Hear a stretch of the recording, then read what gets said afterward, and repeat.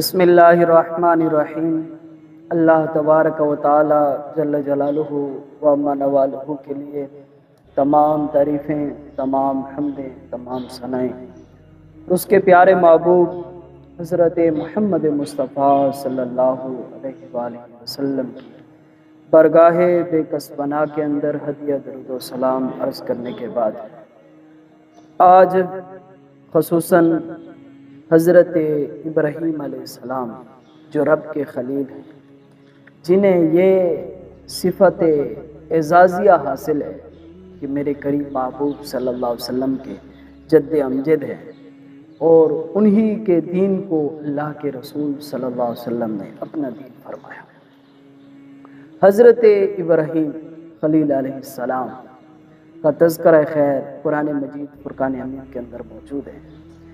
یہ وہ عظیم پیغمبر ہیں کہ حضرت موسیٰ علیہ نبی علیہ السلام کے بعد جو کثرت کے ساتھ جن کا ذکر اللہ کی لاریب کتاب کے اندر آیا ہے وہ حضرت ابراہیم علیہ السلام۔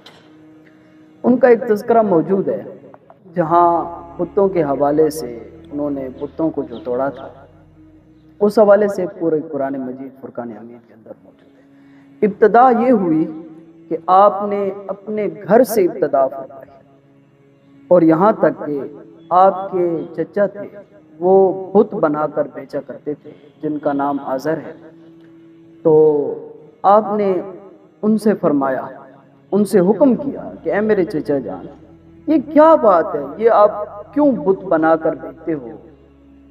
جب یہ بات کہی تو انہوں نے کہا کہ قالوا بل وجدنا آباءنا لہٰ، کہا کہ اسی طرح ہم نے اپنے آباء و اجداد کو دیکھا ہے، وہ ان بتوں کو پوجا کرتے تھے، اس لیے ہم بھی ان بتوں کو پوج رہے ہیں۔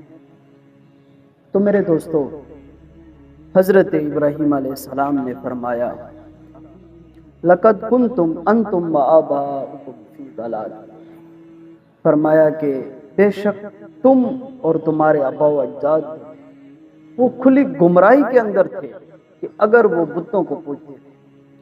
تو پھر انہوں نے کہا کہ اے ابراہیم علیہ السلام، کیا آپ ہمارے ساتھ گپ کر رہے ہیں، گپ شپ لگا رہے ہیں، یا تو پھر آپ صحیح حق کی دعوت دینے کے لیے تشریف لائیں؟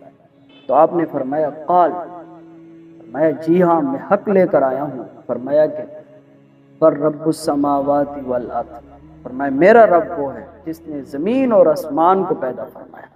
رب السماوات والارض الذی فطرہم، فرمایا میرا پروردگار وہ ہے جس نے زمین اور آسمان کو تخلیق فرمایا، اور فرمایا وانا علی ذلک من الشاہدین، فرمایا اس بات پر میں بھی گواہ ہوں کریم رب کا۔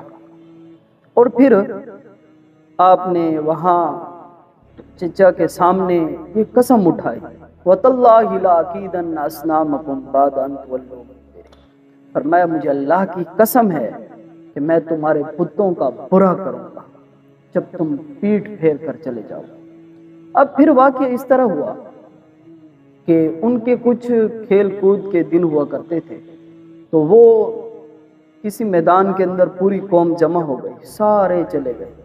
حضرت ابراہیم خلیل علیہ السلام نے پیچھے جب دیکھا کہ کوئی نہیں، تو آپ اپنے ہاتھ میں کلہاڑا لے کر وہاں چلے گئے جہاں ان کے سارے بت پڑے تھے۔ تو آپ نے سارے بتوں کو توڑ دیا، جتنے بھی چھوٹے جتنے بت تھے ان کو توڑ دیا، اور ایک بڑا بت تھا اس کے ہاتھ میں وہ کلہاڑا تھما دیا۔ اللہ اکبر! یہ تھے جو رب العالمین کی وحدانیت کا اعلان کیا، جنہوں نے لوگوں کو اپنے کریم رب کے ساتھ ملایا۔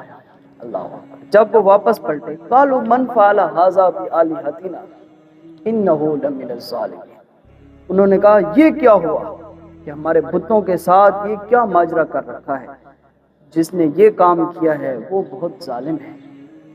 تو قرآن مجید فرقان حمید اس بات پر گواہ ہے، قالوا سمعنا فتى يذكرهم يقال له ابراہیم، انہوں نے کہا ہے کہ ہم نے سنا ہے ایک نوجوان ہے جو ہمارے بتوں کے حوالے سے برے باتیں کرتا ہے، اس کا نام حضرت ابراہیم علیہ السلام ہے۔ تو جب حضرت ابراہیم علیہ السلام کو بلایا گیا تو سارے لوگ جمع ہو گئے اور حضرت ابراہیم علیہ السلام بھی ٹھہرے۔ اب پوچھا جا رہا ہے کہ یہ ہمارے بتوں کے ساتھ یہ ماجرا کس نے کیا ہے، ہمارے بتوں کو کس نے توڑا ہے؟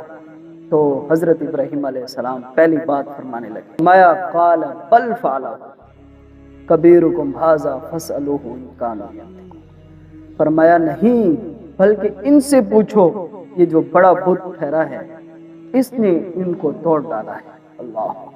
پھر جب یہ حضرت ابراہیم علیہ السلام کو یہ بات کہی گئی کہ حضرت ابراہیم علیہ السلام نے یہ بات کہی ان سب کے سامنے کہ یہ جو سارے بت ٹوٹے پڑے ہیں، یہ جو بڑا بت ٹھہرا ہے اس کو خبر ہوگی، اس سے پوچھو۔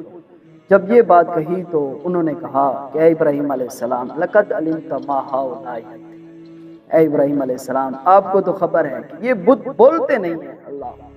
اب جب یہ انہوں نے اقرار کر لیا کہ یہ بت جو ہیں یہ بولتے نہیں ہیں تو اب آپ فرمانے لگے قال افتعبدون من دون اللہ ما لا ينفعکم شیئا ولا یضرکم، آپ نے فرمایا کہ کیا تم اللہ کے ماں سوا ان کو پوجتے ہو جو نہ تمہیں کوئی نفع دے سکتے ہیں نہ تمہیں کوئی نقصان دے سکتے ہیں؟ آپ نے فرمایا اف لکم ولما تعبدون من دون اللہ، فرمایا تف ہو تم پر، پوجتے ہو ایسے بتوں کو پوجتے ہو جو کہ نہ تمہیں نفع دے سکتے ہیں نہ تمہیں نقصان دے سکتے ہیں۔ افلا یاقلون، کیا تم یہ بات نہیں سمجھتے ہو؟ میرے دوستو، جب دلیل کے میدان کے اندر بات نہ کی جائے، جب دلیلیں ساری چیزیں ختم ہو جائیں، اب ان کے پاس کوئی دلیل نہ بچ سکے، اب وہ کیا کہہ دیں، کچھ بھی نہ کہہ سکے۔ جب دلیلیں ختم ہو جاتی ہیں تو اس کے بعد جو ہے ظلم اور ستم شروع ہو جاتا ہے، پھر مار پٹائی شروع ہو جاتی ہے۔ پھر انہوں نے یہ کیا کہ نمرود نے ایک آگ کے لیے اپنی قوم والوں کو کہا، اور ایک جگہ میں یہ لکھا ہوا ہے کہ 3 مہینوں تک ایک جگہ پر لکڑیاں جمع کی گئی اور پھر منجنیق کے ساتھ حضرت ابراہیم علیہ السلام کو آگ کے اندر ڈالا گیا۔ یہ بات بھی مفسرین نے لکھی ہے کہ جب حضرت ابراہیم علیہ السلام کو آگ کے اندر ڈالا جا رہا تھا تو حضرت جبریل علیہ السلام تشریف لائے اور انہوں نے عرض کی کہ اے ابراہیم علیہ السلام آپ کو آگ کے اندر ڈالا جا رہا ہے، آپ کو کوئی مدد چاہیے تو بتائیں۔ یہ اللہ کے انبیاء علیہ السلام کا تقویٰ دیکھو، ان کی اللہ تعالیٰ پر توکل دیکھو۔ آپ فرمانے لگے وہ کریم رب دیکھ رہا ہے، اگر اسے یہ پسند ہے کہ اس کا خلیل حضرت ابراہیم علیہ السلام آگ کے اندر چلا جائے، فرمایا میں اپنی جان دینے کے لیے حاضر ہوں۔ اللہ اکبر۔ جب حضرت ابراہیم علیہ السلام کو آگ کے اندر ڈالا گیا تو اللہ تعالیٰ فرماتا ہے قلنا یا نار کونی بردا وسلاما علی ابراہیم، فرمایا ہم نے آگ کو حکم دیا کہ اے آگ حضرت ابراہیم علیہ السلام کے لیے تو ٹھنڈی ہو جا۔ اللہ اکبر۔ یہ بھی ایک کمال ہے کہ آگ کا کام ہے جلا دینا، لیکن جب رب کا حکم تو وہی آگ جو ہے حضرت ابراہیم علیہ السلام کی ٹھنڈی ہو جاتی ہے۔ اللہ تعالیٰ سے دعا ہے کہ اللہ تعالیٰ ہمیں بھی تمام انبیاء علیہ السلام کے ساتھ پیار اور محبت کرنے کی توفیق عطا فرمائے۔ آخر دعوانا